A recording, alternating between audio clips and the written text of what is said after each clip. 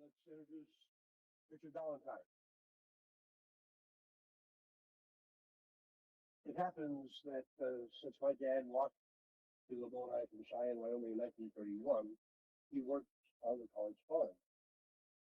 Carl Mesley, Barry's father, remembered seeing Joe DeBoer approach Grayson, and he described him to me as the dirtiest man you ever saw with the biggest smile on his face.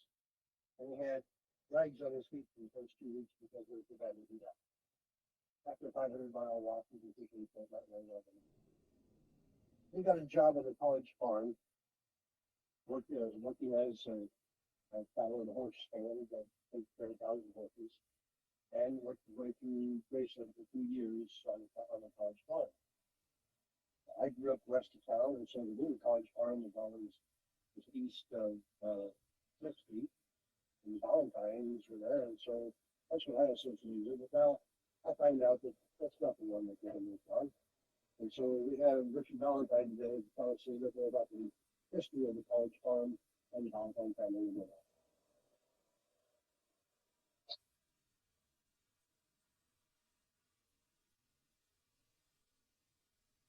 Would that be close enough? That this works? Okay, good. A little bit about what Paul just mentioned. Where the soccer fields are now, on both sides of the road, that was the college farm. And it was closed down prior to 1953.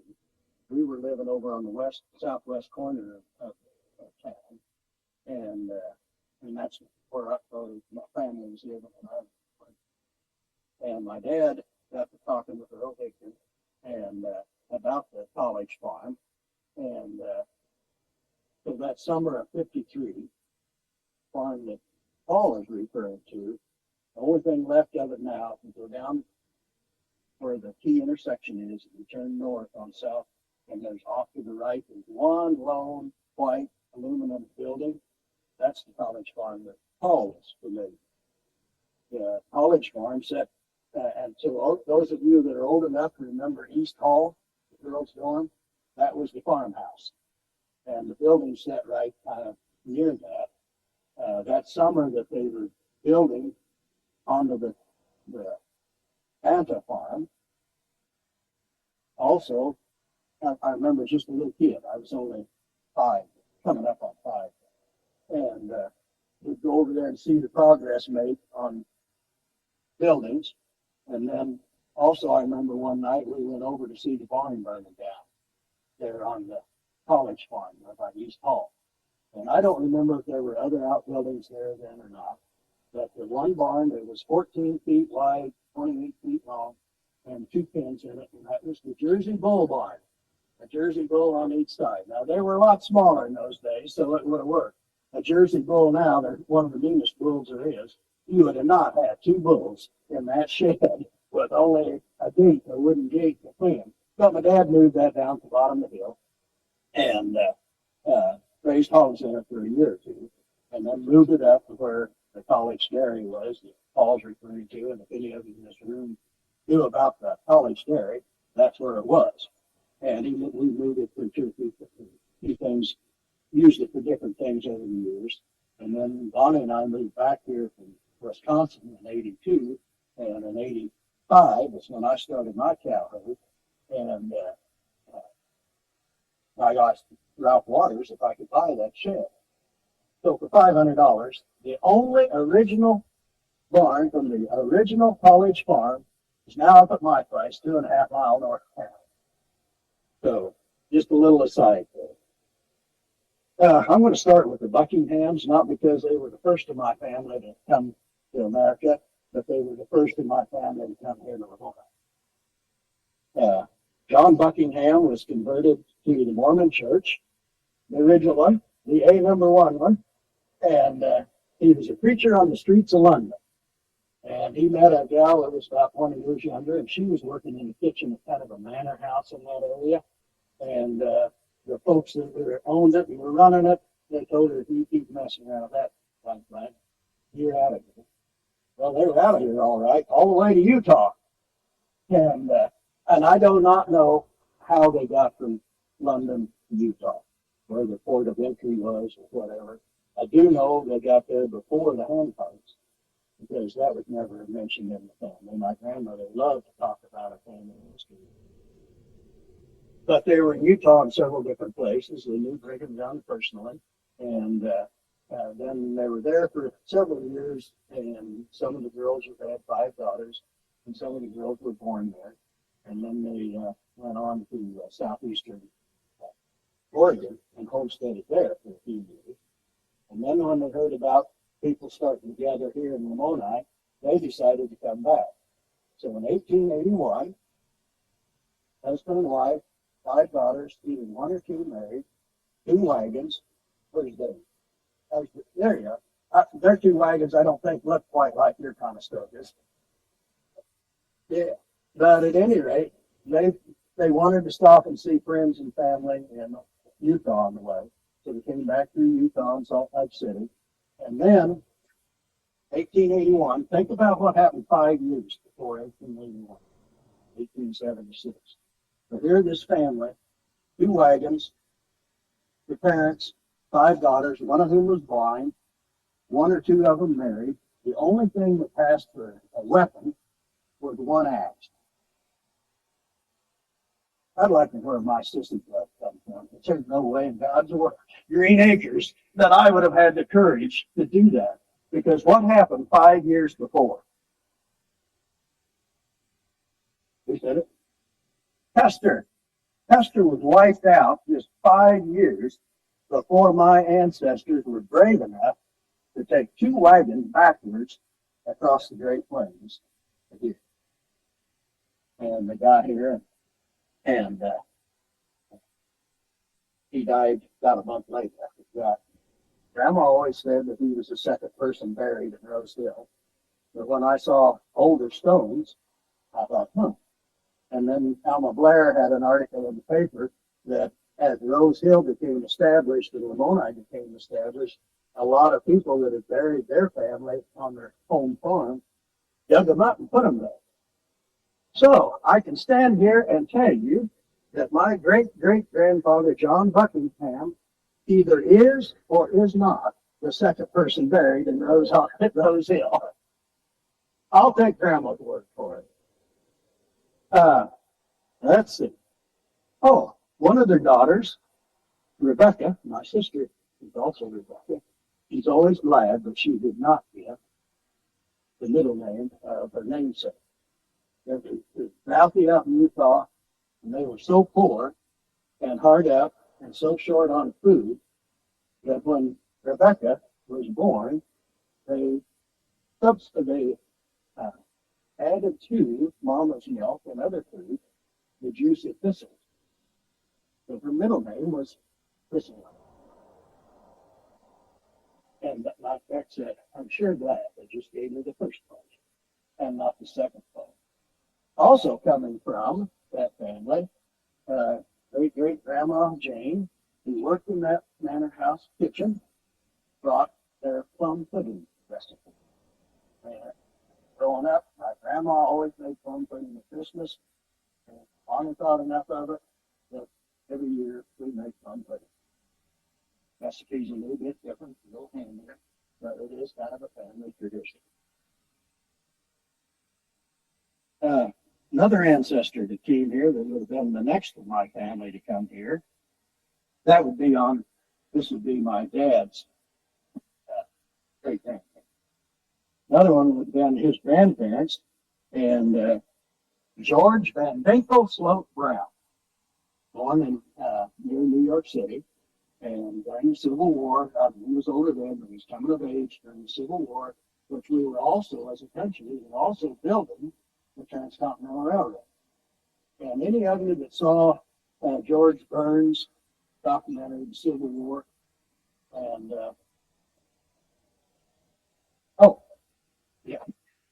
bit of a difference. Yeah. At any rate, there was a history professor, I think it's from the University of Mississippi. His last name was Foote, and I can't remember his first name right now. But he was the narrator from the Southern point of view. And I mean, he is the absolute epitome of the caricature or understanding of a Southern gentleman, and had that slow, tobacco steady voice. And he was talking about how during the Civil War, we built that Continental Railroad. And he said, the North, with one hand tied behind their back, whooped up on it. Well, my great granddad was on the crew of the Union. And he was in Utah when the Golden Spike was driven. And he and his buddy were going to have their fiancés come and join them, and they were going to stay in Utah. But he decided against that. And so he went back east and he homesteaded on a place about 30 miles west of Omaha and had her join him there. And they had 2 kids, and she died out. And he came back to this area around 1890, I don't know, I'm sure a little later, had 3 kids. And so that's how he happened to end up here. In the meantime, his first family, one of the daughters was Victoria, and she married a fellow by the name of Truman, and they had 3 boys, and he married. And so great-grandpa Brown and great-grandpa Victoria died. And they had 3 kids. The oldest of their children came back there named Ballantyne. And they had a farm just a mile north of town. One of those situations that you're talking about where the farmland is owned by somebody else, farmed by somebody else.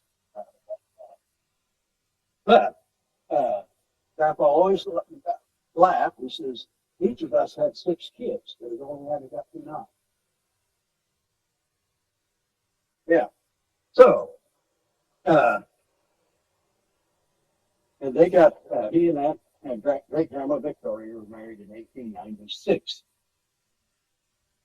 Then the Ballantynes actually came over earlier, and they came from South Letland, Scotland. There again, because of the Mormon Church.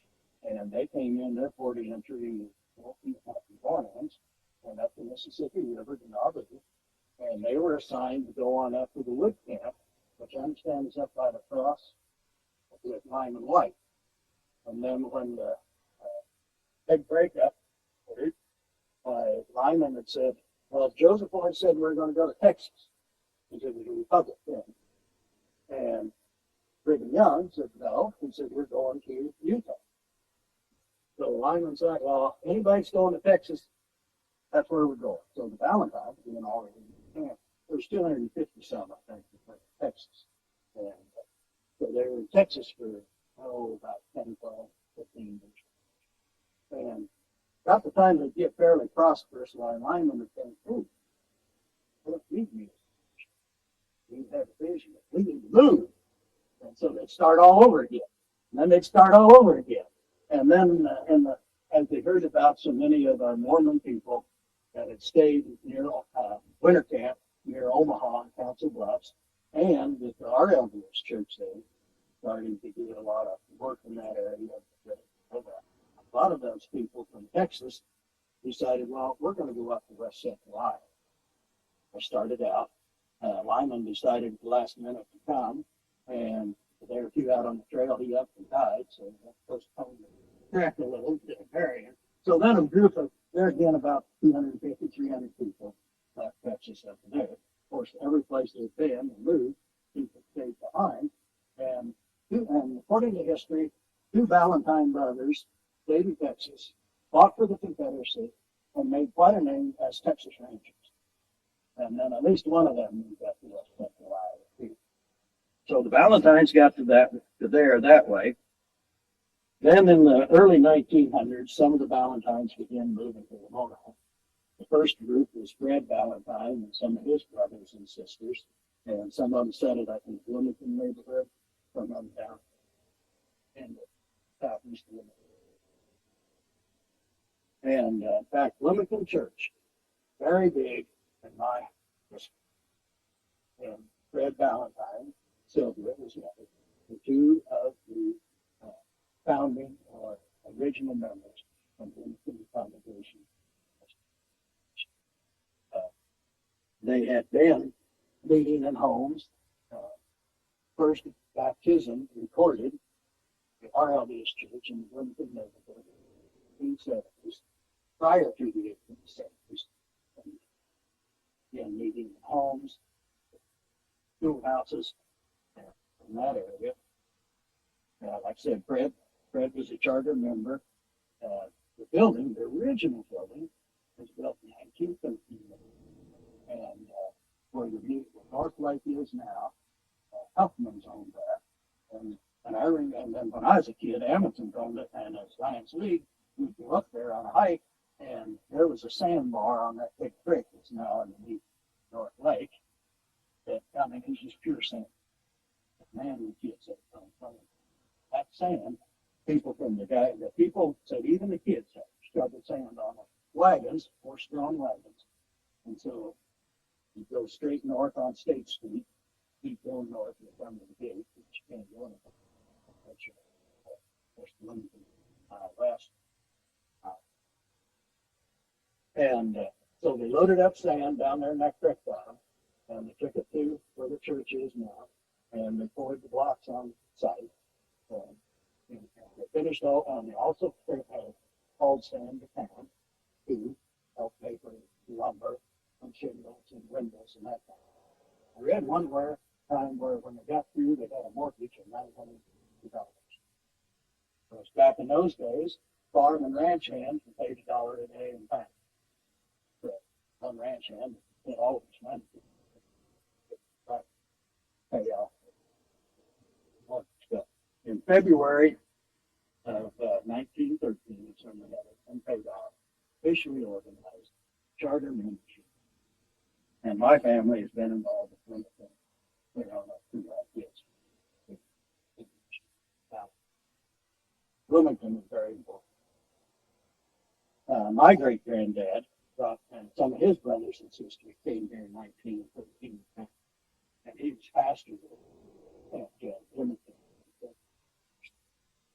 Then after that, they moved from west of Bloomington to southwest of town, and then became part of the Everton congregation.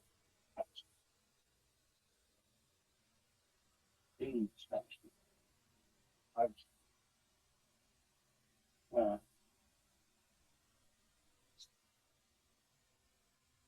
The site was donated by James Martin, and the pulpit that we still use is handmade by Ben Hershey. Any of you want to get up to Bloomington, see the pulpit? It's been in use since 1913. You're welcome to come, because it's a beautiful old pulpit. Well, I think you're first off, it'd take 4 or 5 people. Because it is well made. Right, Larry? Okay. Should be a page 2. I think that's kind of it. Now, my mom's family, their history here is a lot more recent. Her family moved here in about 1945 or 44. We don't know a whole lot about my grandma Lingard's history. We found that history. Grandma Lingard was a boy of 17 in the Danelaw area of England, and his aunt and uncle were over visiting family. They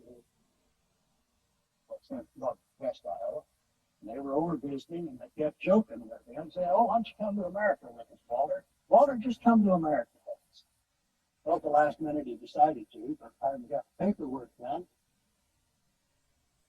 they had to delay their trip, and so they got here, and on Ellis Island, Grandpa was telling me one time, oh, we always joked about Grandpa having a shot puppet. Very distinctive puppet. He was on Ellis Island, of course, it was really crowded, and he couldn't find Uncle. And he was in the office where they were getting ready to do the paperwork, sending him back to England because he had a sponsor. And Grandpa said, just about the signing deal, and I heard a talk out in the hall. Uncle had a very distinctive talk. And I told the person, oh, I know that's my uncle. Give me a chance to find him out there. He did. We've always wondered if Grandpa didn't subconsciously imitate that talk. Grandpa had a very stiff paw. And, but anyway, that's how Grandpa was in the state. Other than that, he would have gone back to England. And I asked him one time how it happened that he was in World War II when he was still a British subject. And his brother had come to him. And he said, well, that's World War One. He said, we had a choice. We could join the American Army, get our citizenship, and we'd sent back to Britain. That's their army. And then try to get back. Well, the reason that's significant, does anybody here know the hymn, the Old Old Path? One of the outstanding hymns. Well, I would read this.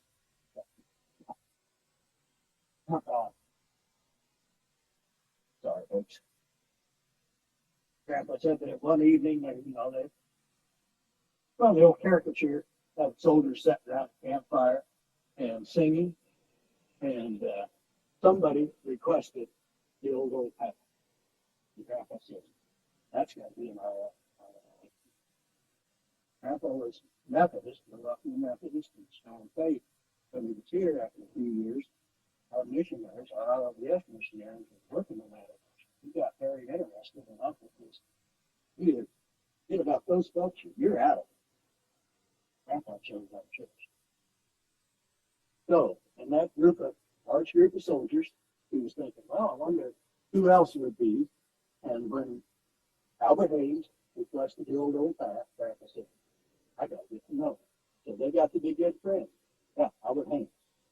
Yeah. They lived here for a few years. And Paul was just 2 years old. Basically. But so when after the war, Grandpa decided that he'd go up around Cherokee, Iowa, to visit Albert. And when he got up there, Grace, his wife, had a baby, Donald Haynes, and her older sister was staying there to help care for the baby.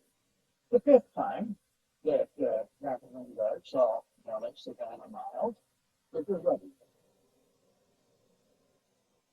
And in 44 or 5,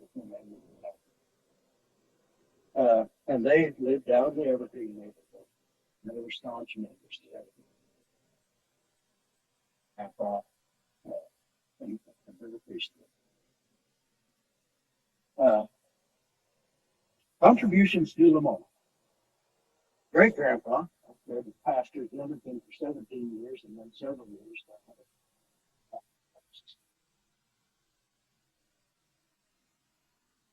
And he was pastor down there several years. And great grandpa was also on the co-op board. And I said a strong co-op for generations. Grandpa was on the co-op board there. Uncle Dean was also on the co-op board, president of the co-op board. My dad was pastor at Bloomington for a few years, but still over the congregation of Leon. Mom,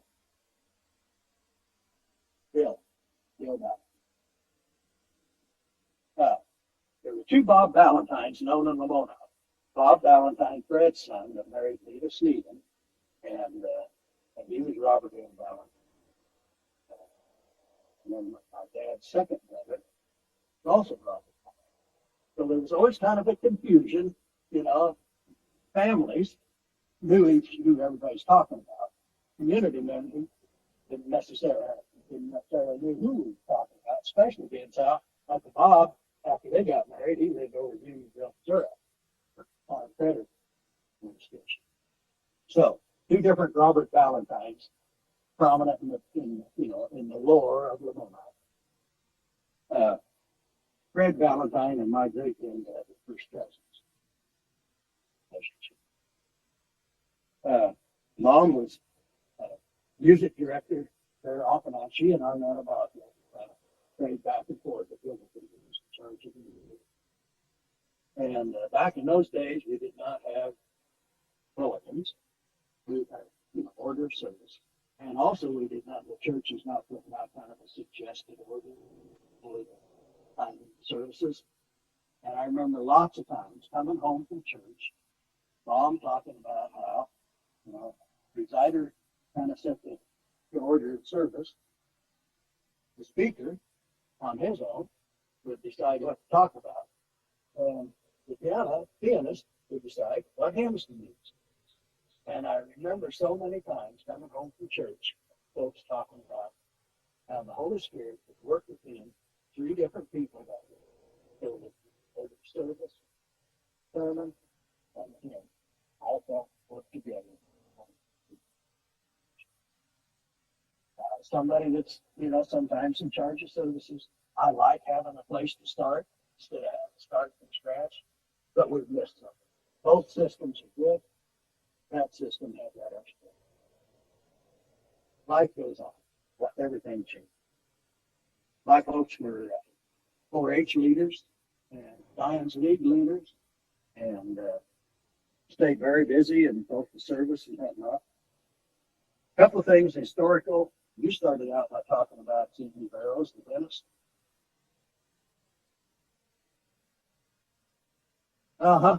I remember. If I hear a sound that's anywhere near similar to those cables slowly, can you imagine the slow whirl? But slowly whirring through I can still get it to me. And then when I started going to Vidic, I mentioned that, and I couldn't remember where it was. He says, yeah, he says, it was up in the bank. I knew it was one of those stores up the story. And he says, in fact, when I got out of school and I was recruited to come to Lamoni to be a dentist, that was where I started. And the banker says, yeah, he says, all that old stuff, that's yours. He says, to this day, I cannot figure out why. You know, yeah, think of all that history. He threw it all away.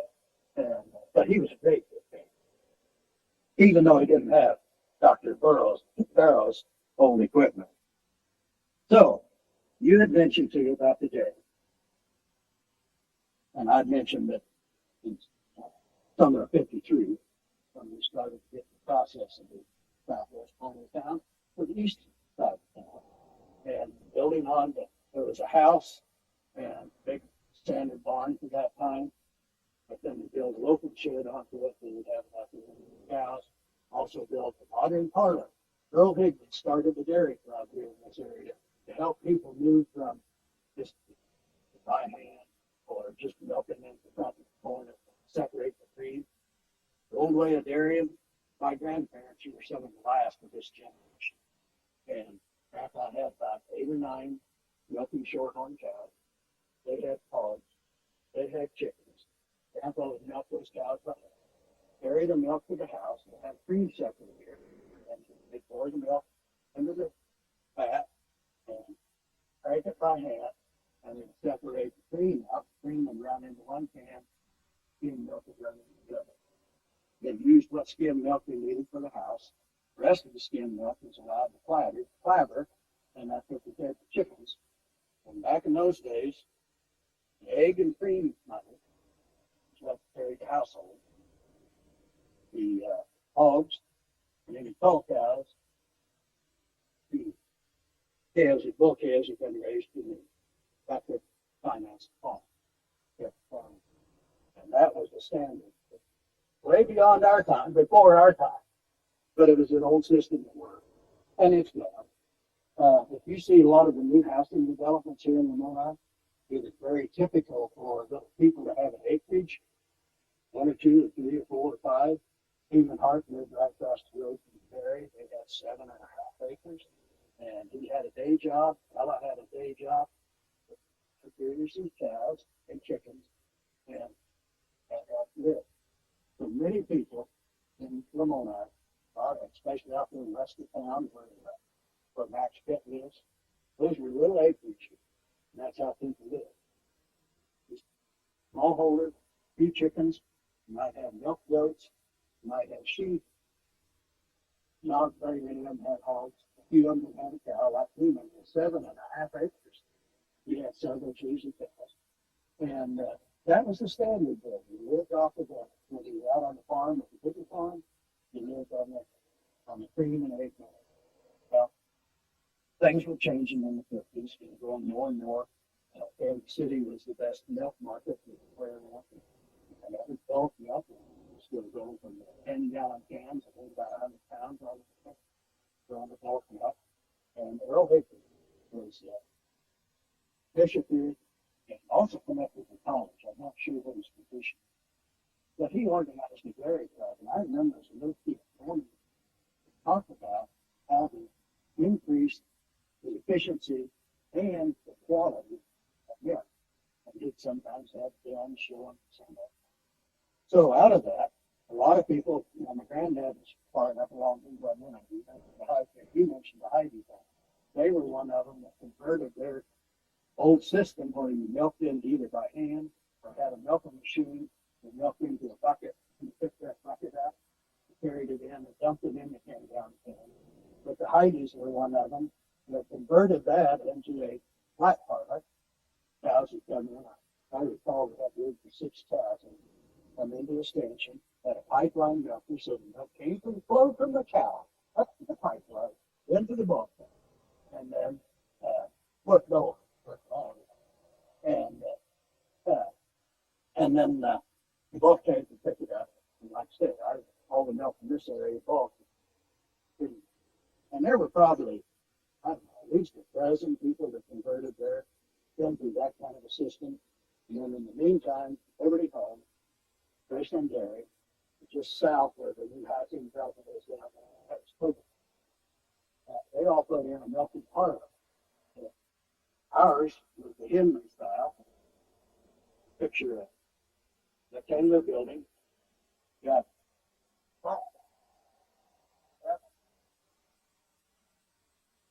ain't nothing at it. Got a sliding bin and another door that goes to me. So crank this one out, crank drain into it, shut it back, pull this one out, crank drain, leave it open. Open this door, 2 cows will come in. Shut that door, push this in, get those cows ready, put the milkers on them, and then repeat this. So you get 2 more cows ready while those 2 cows are milked. That was a tremendous advancement. If you see on, the way cows are milked now, that was the predecessor. And so it worked very well. And that was being built in some.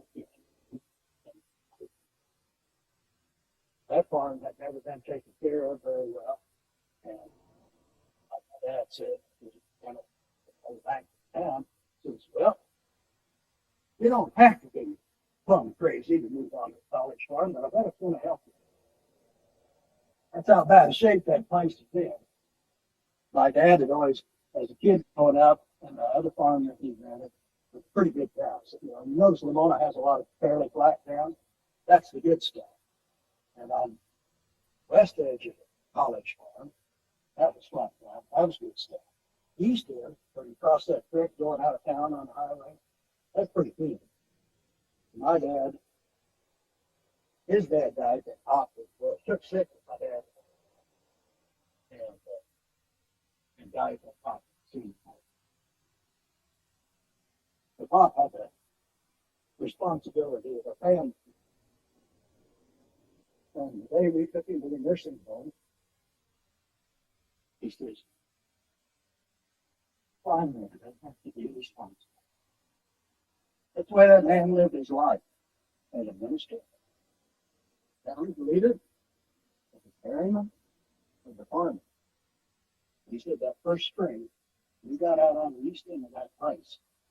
He said, I didn't go down to do that. And he said, I was so wore out from milking cows from there, he said, I had to shut the tractor off and shut their cows. That's how thin that farm was, and my dad built that farm up. Kessels of it now, and they're continuing the tradition. My dad's turned it from farm so thin that it had to separate the rye.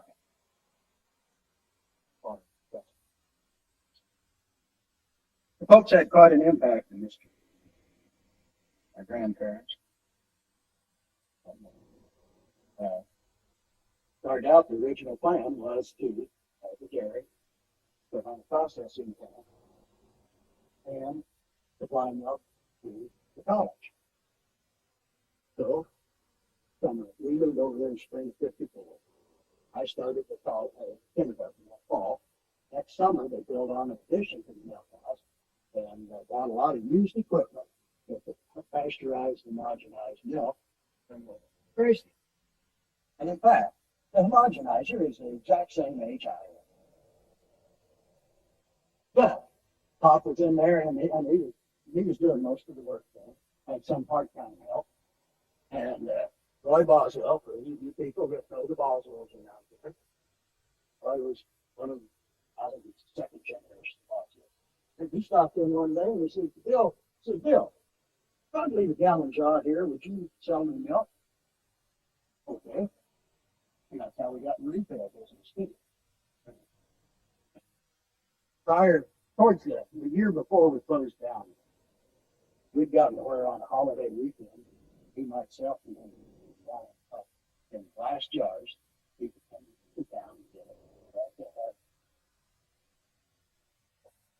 Small and cream, those pints and quarts, and on the weekend, on Sundays, people could come out on holidays, or Thursdays there wasn't a lot of activity, the only day we didn't process, and people could come out in town, write their name down on a clipboard, and then we'd charge it up, or they'd leave money on the table, and the people come and they'd make their change out of it, and so, on Sunday afternoons and those Thursdays, we might sell 50 or 60 gallon milk and we'd go see each other. It's a little different in this time and age. And it was a good thing. And then several things changed, the economy changed. Bonnie went back out when you go out and look at the displays. There's kind of an oval building, an oval picture that shows the farmstead if I go back the background. There's also a picture of the garage, and it has some of the pictures of the dairy. And also, there's a picture of the last sale bill for the prices of all of our milk. So when you see $1.35 a gallon, that's what it was, way back in the dark. And my dad was known all over the Midwest as an excellent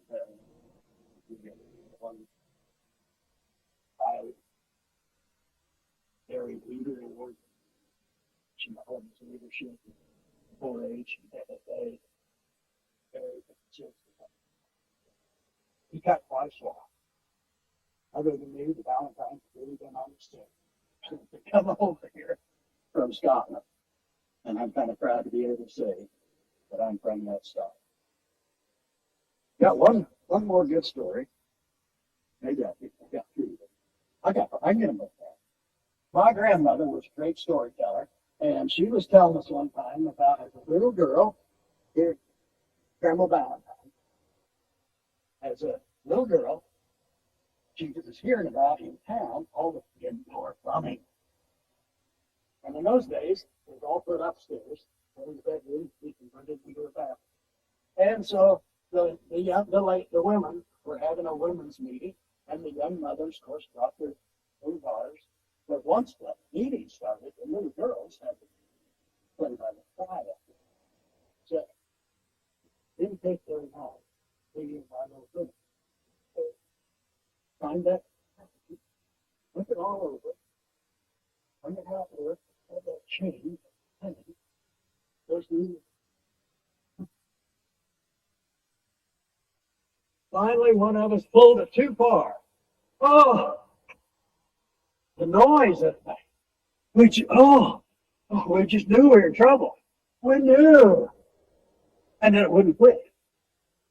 We knew we'd broke it.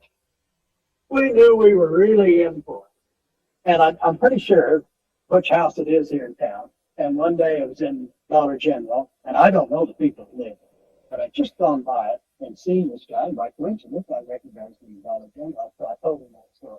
And he thought that was pretty neat. Another little story, where the city hall is the old railroad station, and he'd tell about Grandpa Alvin had come home one day And it's Sunday afternoon, bright sunshine, big crowd waiting for the train to come because it's a passenger train. Even as a kindergartner, I got to ride on passenger. And you did too, didn't you? No, you didn't go to kindergarten here in the morning? Oh, country school. Yeah. Okay. But then the little cloud come on. And all of a sudden it just starts sprinkling and heavier. Everybody pushing back, trying to get underneath the roof. One guy, I think Grandpa was beside another guy. They were clear back again, wall. It go no further. Everybody tramped. And this one lady in front of the other guy, backing up. Guess what? In those days, they held their hats on with the hat. You're getting the picture already, huh? And as they were backing up, this guy could go no farther. She was backing up. And Grandma couldn't have to come on to see that guy standing there.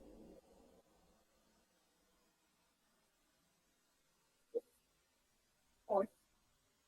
And when the lady moved her head forward, him came up and big old drop of blood was right there on the end of his nose.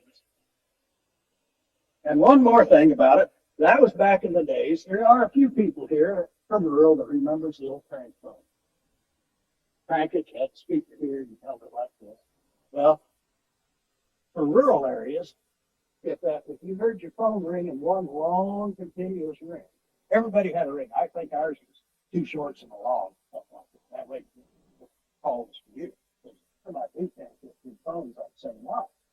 And but if there was an emergency, whether it was weather or anything else, it would ring continuously, and you could pick it up and hear the operator saying what the emergency was. Well, back in those days, if a criminal could make it across state lines, especially from Iowa into Missouri, pretty well at home free. And so the call had come out in like 2 or 3 o'clock in the morning that somebody in the process was escaping from our sheriff had knifed him, cut his arm to the neck, and he was last seen south of Lamoni. So everybody be careful. That went out to all the rural residents. And so my dad on the college farm and Ed Robbins, next one south, they called each other and they said, we won't go out till daylight to get the cows in. And once we get the cows in, we'll come back to the house and we'll call each other and make sure we're okay. And then we'll go back out and we'll know. Okay? Then placed up on the southwest corner. And we moved off of that. My mom told her sister and her family. So everything's going on. Mom called Annie Marjorie and said, oh, has Albert gone out to milk yet? Well, yeah, why wouldn't it? That farm is within city limits. They didn't get through there. So Mom told Annie Marjorie what was going on. Annie Marjorie got rather excited about it. And so she commenced to hoofing out to the milk barn. Purely by coincidence, Uncle Albert saw her coming. I'm going to have some fun. She stepped through the barn door and he jabbed her in the back with his finger and said, stick him up, you. And she just totally collapsed. Couldn't get her breath. Couldn't say a word. Between the two of them, they finally managed to get her setting up a little bit. Finally setting up again the wall. And finally on a feed sack. Still she couldn't talk. Just barely could breathe. Finally she got it out. Why, what the deal was. And I remember Uncle Albert, when they were telling about it one time, he was sitting there. Uncle Albert was a very small man. So you picture a very small, narrow man sitting there. And he had this most rueful, bashful grin on his face. I was really going to put one over on Marjorie. And I did. So, yeah. Albert and Marjorie Common. They were classmates with Orton. Elvin. Any questions that I can't answer? Yeah.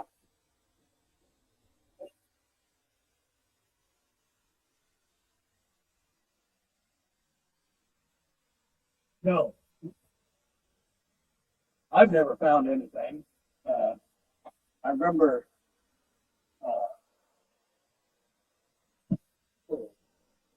Umstead, John Umstead. his wife was a granddaughter, people in Richmond on in South Africa. And he told me one time that an Indian would come to his mother-in-law's house and kind of scared her because you know this was back in the late 1800s, and he apologized for scaring her. He said, "I grew up in this area." He was older gentleman by the hand. He said, "Which where he came from?" He said, "I just wanted one more time to come back to this area and see where I grew up." He said, "I had a nice conversation." Yeah, that's to my knowledge. And even the Buckingham coming back, they didn't have a problem.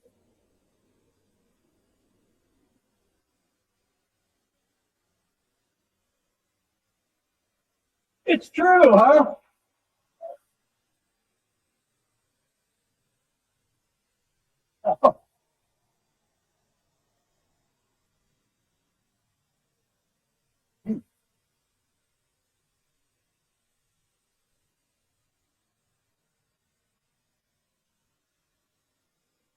Oh, really?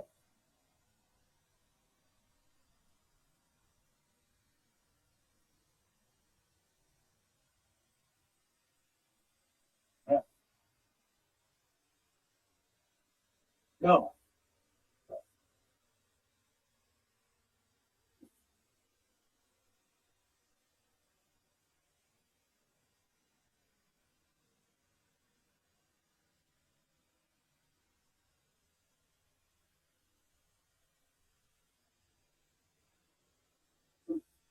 I don't know what the Buckingham family, if they settled in town. I've never heard a single word about that. No, because he died within a month after he got it. So I have no idea why they would have ended up. I just always took it for granted that it was already Rose Hill getting into. Hmm,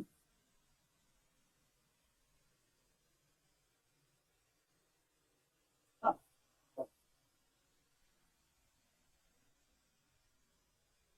I don't have a clue. But it is nice to know that Grandma did not tell a lie.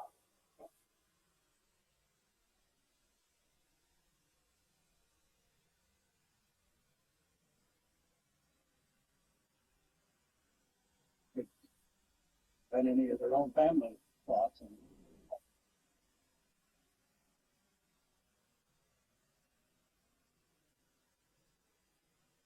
oh yeah,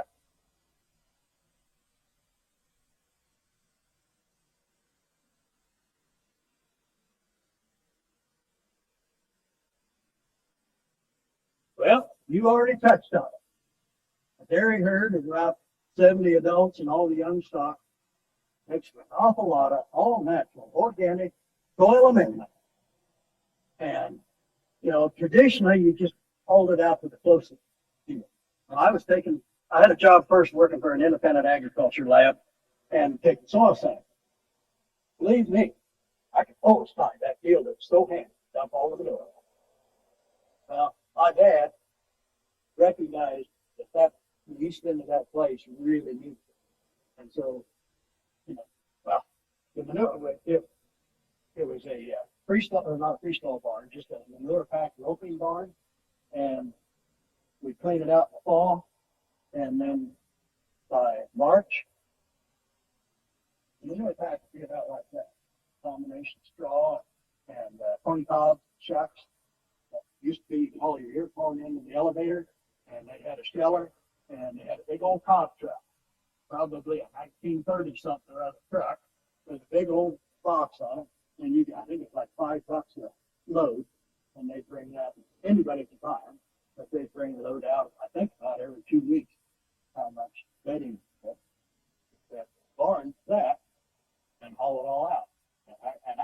I mean, a big tractor then was 50 horse.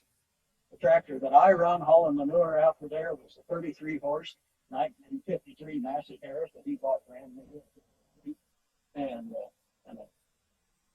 but with the size of your loader, you would have probably swamped those those old new idea ground-driven sprayers. And we all put out there, and we covered that whole eastern inflation. That's how you build up. And it's called fertilizer, is what you go to the co-op and buy, and it's very concentrated. And you need it. I mean, it's a great stuff. A soil amendment is a material that you put on either a whole bunch at once or like with manure, you put it on the rack year after year, and finally, after a while, it shows up in the quality of your soil. Commercial fertilizer that we put on primarily feeds this year's crop of corn, next year's crop of beef. Soil amendment, like lime or manure, or now and again you'll notice kind of a strong smell coming from Brian Kessel's place. That's chicken yucking. You get the hauled in by the semi-load, and same way, it's a soil amendment. But it's a little more available than coming out of our local. So it both gives a immediate boost to this year's crop. It also has some potential over time to keep on building up the quality of soil.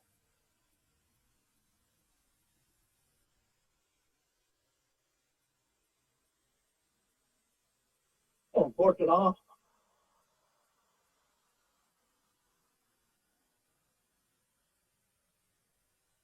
I'm glad I'm not as old as you.